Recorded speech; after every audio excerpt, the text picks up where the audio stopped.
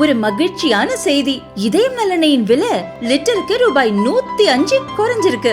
September 2023ல 1 litre இதயம் நலனையின் அதிகபட்ச விலை ரூபாய் 503. ஆனா இப்ப 1 லிட்டர் இதயம் நலனையின் விலை ரூபாய் 398 மட்டும்தான் தமிழ்நாட்டுல. அப்ப இனிமே எல்லாரும் இதயம் நலனை வாங்கலாம் இல்ல?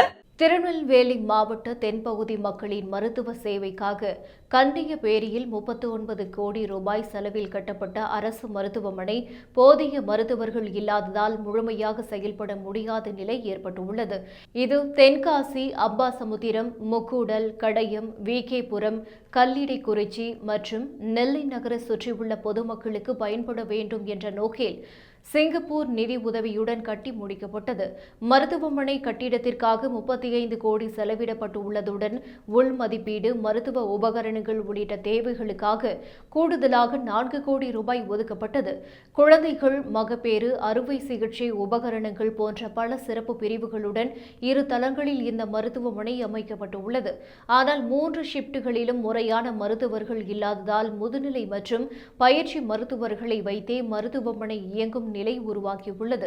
பெரும்பாலான நோயாளிகள் முதுநிலை சிகிச்சைக்காக பாளையங்கோட்டை அரசு மருத்துவமனைக்கு மாற்றப்பட்டு வருகின்றனர். காலை 8 மணிக்கு வரும் நோயாளிகள் முதலுதவி சிகிச்சை மட்டுமே பெற்றுக்கொண்டு மதியம் 12 மணிக்குள் பல வார்டுகள் பூட்டப்படும் நிலை தொடர்கதையாக உள்ளது. மேலும் உள் நோயாளிகளாக அனுமதிக்கப்பட்டவர்களுக்கு மருத்துவர்கள் நேரில் பார்வையிடாமல் தொலைபேசி வழியே மருத்துவ ஆலோசனை வழங்கி வருகின்றனர். அவசர சிகிச்சைக்காக ஆம்புலன்ஸ் பயன்படுத்த வேண்டும் எனினும் மருத்துவமனைக்கு செல்லும் சாலைகள் மிகவும் மோசமான நிலையில் காணப்படுகின்றன. வெளிநாட்டு நிதியுதவியுடன் உருவாக்கப்பட்டும் இந்த மருத்துவமனை முறையாக செயல்படாதது பொதுமக்களிடையே அதிருப்தியை ஏற்படுத்தியுள்ளது. இந்த குற்றச்சாட்டுக்கு பதிலளித்த நெல்லை அரசு மருத்துவக் கல்லூரி டீன், கண்டியபேரில் 40 கோடி ரூபாய் செலவில் 100 படுக்கைகளுடன் உருவாக்கப்பட்ட மருத்துவமனை முழுமையாக செயல்படுவதற்கான அனைத்து நடவடிக்கைகளும் எடுக்கப்பட்டுள்ளதாக விளக்கம் அளித்துள்ளார். தினமும் 500 நோயாளிகள் இந்த மருத்துவமனையில் சிகிச்சைக்காக வருகின்றனர். மேலும் 65 அரசு மருத்துவர்கள் மற்றும் செவிலியர்கள் பணியாற்றி வருகின்றனர்.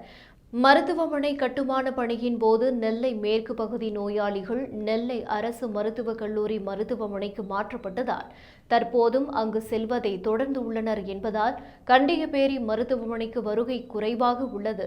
தற்போதைய நிலைமை முழுமையாக சீர்படுத்தப்பட்டுள்ளது என டீன் தெரிவித்தார். ஆனால் பொதுமக்கள் குறையின்றி முழுமையாக மருத்துவ சேவையை பெற தமிழக சுகாதாரத்துறை அமைச்சர் மா. சுப்பிரமணியன் உடனடியாக நடவடிக்கை எடுக்க வேண்டும் என கோரிக்கை வைத்தனர்.